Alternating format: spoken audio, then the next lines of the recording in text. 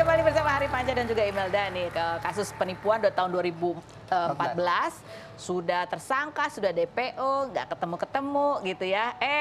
Malah kena kasus lagi sama yang lain, penipuan juga yang sama gitu tahun 2023. Ini ada postingan juga nih soal kekecewaannya ya. Kecewa banget status tersangka tapi diberikan wajib lapor. Ya maaf aja terpaksa berkas aku limpahkan ke kejaksaan ya. Memang sih bukan jumlah yang fantastis. Tapi uang itu insya Allah halal dan hasil cucuran keringat. Dan aku mau berjuang buat keadilan dan suamiku gitu ya. Yang paling bikin kesel tuh apalagi sih? Selain bahwa dia nggak ketangkep karena ketahuan dia liburan-liburan mulu ya. Iya, ya itulah karena itu ya. Ya pasti udah liburan lah, udah gitu. Terus, sekarang kan statusnya karena ketangkap lagi, nipu lagi, ya berarti kan memang polanya dia ya, pola dia kan gitu. Dan sebelumnya juga ada kasus lagi sebetulnya, jadi ada banyak. Iya, sebelumnya iya, kita kan perusahaan SP itu adalah kenal beberapa juga perusahaan SP yang lain, mereka juga bilang sama kita gitu. Ada juga yang dilakukan ya, oleh di belakang si kita tuh ini. Sebenarnya ada juga beberapa gitu. Sama sama proyek-proyek juga. Proyek-proyek juga gitu ya, tapi sudah selalu lolos aja ini. Nah, kalian tuh sebenarnya tahu nggak sih dia tempat tinggalnya? Pernah didatengin nggak? Kalau pernah. Saya pernah. Terus? Ketemu istrinya, tapi istrinya ya gitu sama aja. Kayak apa ya? Kayak nggak tahu. Tahu cuma pura-pura ini aja, pura-pura nggak tahu. Gitu. Karena kan dia tak pasti tanya dong, ini duit dari mana sebanyak ini kan gitu.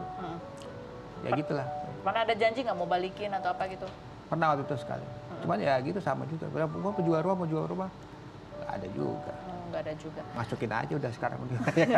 Jadi ini proses hukumnya adalah dilimpah gimana? Ini proses hukum selanjutnya udah untuk yang terakhir ini kan karena sudah ketemu, kita sempat kemarin Mas Hari sempat BAP ulang karena kasus ini sudah lama sekali, sempat kedatang ke Polda itu kemarin kita untuk BAP ulang karena sudah kasus lama. Nah terus jadi rencananya nih lawyer kita, kuasa hukum kita tuh mau menaikkan berkas ini ke kejaksaan. Oh sebelum itu sempat juga si tersangka ini mau berdamai dengan kita. Tapi di tahun ini nih?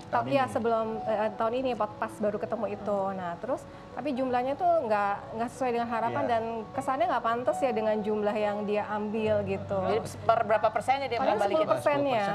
Gitu. Setelah bertahun-tahun ya? Iya.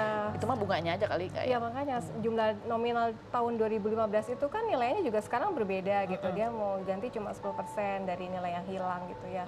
Ya kita nggak mau akhirnya berkas. Saya minta kuasa hukum saya untuk limpahkan ke kejaksaan untuk kemudian nanti bisa sidang gitu. Oh langsung sidang karena sudah statusnya waktu itu tersangka ya? Langsung aja ambil dicek juga, dia kok bisa selama ini gitu kan. Kan berarti ada pihak-pihak yang bikin lama nih. Iya. Gitu kan. Udah tersangka, nggak ketangkap, udah DPO, sampai dia melakukan kejahatan lagi gitu kan. Kemarin sempat kabur kan, makanya kita minta tahan supaya nggak kabur lagi. Sempat kabur? Sempat dulu waktu itu sempat kabur yang pertama. Kemana keluar? Setelah gelar perkara waktu itu 2018. Makanya di rumahnya pun nggak ada gitu, nggak ada selalu. Jadi nggak tahu kabur kemana gitu? Iya, makanya kan DPO kan bertahun-tahun. Tapi harusnya sebenarnya bisa ya, sebenarnya harusnya. Dengan ya nggak tahu lah dengan cara gimana perangkat yang ada sekarang kan udah canggih-canggih semua kan. Iya. Harusnya. Harusnya. Iya. Ya gitulah, belum ketangkep juga gitu ya.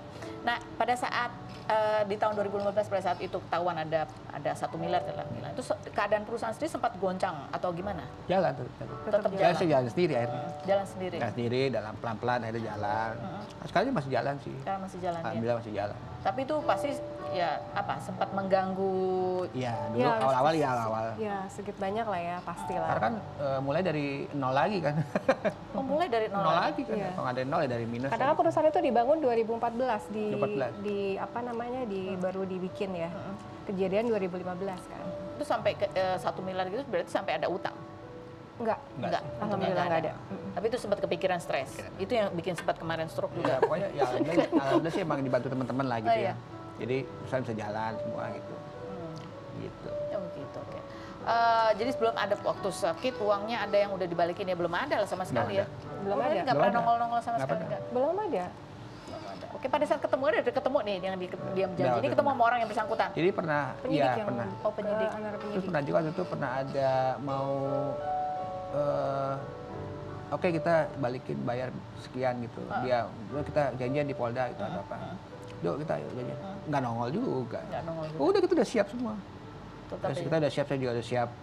Kalau misalnya ini langsung transfer atau apa, atau misalnya bayar tunai atau apa. Enggak juga. Nggak nyangka ya, orangnya kan berarti usianya kalau tahun ini 70 berarti ya kan pada saat itu ya 60 lebih lah ya, 60. Sudah senior lah ya, gitu. betul. Udah bandit lah gitu.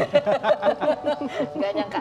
Tapi ketika di posting ini katanya juga ada banyak netizen-netizen yang berbagi cerita mengalami hal yang kurang lebih sama. Betul, ya jadi saya baca-baca komentar tuh di video TikTok saya tuh ternyata banyak juga ya kasus-kasus seperti ini yang nggak selesai, itu saya prihatin juga ya. Ya saya juga bingung tuh kenapa. Penipuan. Iya, terus ada ya seperti itulah penipuan. Terus kalau hutang piutang sih mungkin pidana ya, lebih ke pidana, ke perdata ya. Kalau ini seperti penggelapan gitu ya kayaknya banyak banget. Udah yang jadi nggak terdakwa selesai. DPO tapi gantung gitu, terus Kasihan pulang. juga sih. Oke, di harapannya ke depan ini segera sidang biar cepat selesai gitu ya, Amin. dan Ya. dilakukan dengan adil. Ya, saya sih seadil-adilnya lah gitu. harapan saya sih Mas Ari bisa dapat keadilan dan kepastian hukum itu aja sih. Walaupun duitnya kemungkinan nggak balik. Iya, nggak apa-apa ya sudah ikhlas aja. Yang penting keadilan dan kepastian hukum. Iya. Biar dia atur lah gitu. Iya, iya betul. Yang penting manusia kan usaha ya. Oke, baik kita sekarang akan ngobrol sama, nah ini ada pasangan suami istri Dr. Raisa dan suaminya Mas Kanjeng ya namanya ya. Kita lihat dulu profil mereka berikut ini. Raden Kanjeng Mas Ayu Tumenggung Resia Kartika Sari Broto Asmoro, dokter sekaligus presenter kelahiran 1985 ini mengawali karirnya menjadi model gadis sampul saat masih SMA, lalu menjadi model iklan dan menjadi Putri Indonesia pada 2010 hingga pembawa acara program kesehatan Dr. Oz Indonesia pada 2013. Pengurus besar Ikatan Dokter Indonesia ini pernah terlibat dalam investigasi korban pesawat Sukhoi pada 2012 dan peristiwa ledakan bom di Jakarta tahun 2009 hingga menjadi juru bicara penanganan COVID-19 pada 2020. Perempuan yang menikah dengan Pangeran Keraton Solo sekaligus pengusaha di bidang minyak, gas, fitness, dan kuliner bernama Kanjeng Pangeran Tejo Diningrat Broto Asmoro pada 2012 dan dikaruniai 2 orang anak ini 9 November kemarin merayakan anniversary pernikahannya yang ke-11 tahun. Perempuan yang menyukai musik dan artis Korea ini kerap membuat konten parodi outfit idolanya, salah satunya menggunakan gaun pengantin di depan personil BTS. Bagaimana Dr. Raisa dan suami menjaga pernikahannya hingga jauh dari kabar miring? Dan benarkah sang suami kerap cemburu pada Dr. Raisa? Saksikan kisah selengkapnya hanya di Rumpi No Secret. Oke, kita sudah bersama dengan Dr. Raisa dan suaminya Mas Kanjeng ya panggilannya ya. Dia tadi datang ke sini digandeng, aku bilang kenapa sih takut hilang apa gimana? Deg-degan ya? Kebiasaan takut belanja. Oh takut. Iya digandeng itu. Ini dipegangin suaminya. Berarti suaminya yang suka belanja.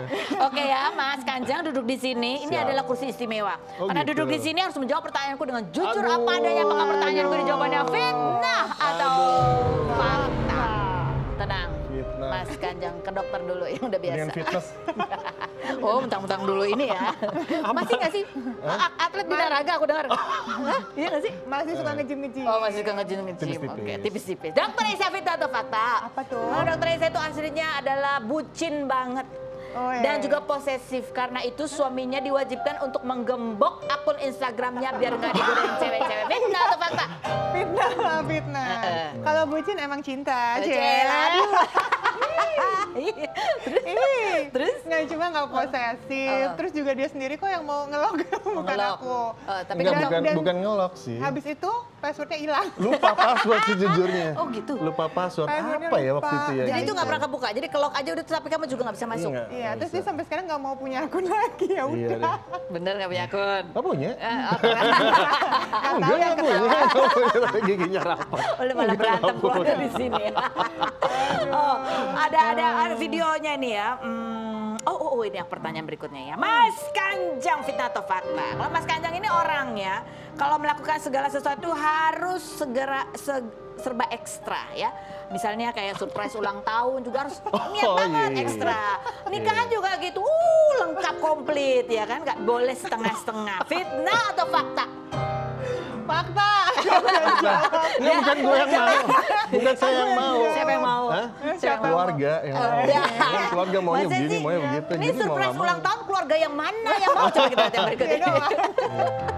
Aduh. Kayak fakta. Mana videonya? Ya, fakta nih.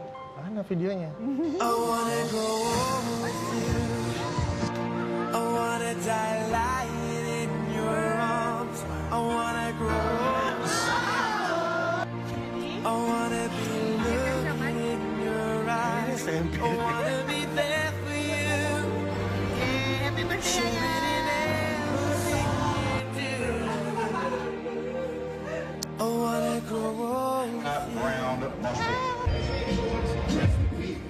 istri-istri yang glowing. Terdapat suami-suami yang agak gosong.